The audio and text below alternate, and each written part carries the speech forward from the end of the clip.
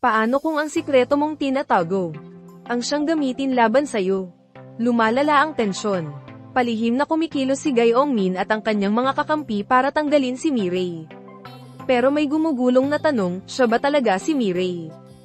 O si Miji na nagpapanggap? Sa bawat sagupaan, lalong lumalalim ang sugat. Lihim, takot, pagtataksil, at isang damdaming hindi na kayang itago. Pagkatapos ng matinding banggaan, nagkaisa na ang magkapatid, wala nang pagpapalit. Wala nang pagpapanggap. Pero huli na ba ang lahat? Hindi na sumasagot si Sejin. Balisa siya. May sinabi si Miji na mahalaga. Tapos bigla siyang nawala.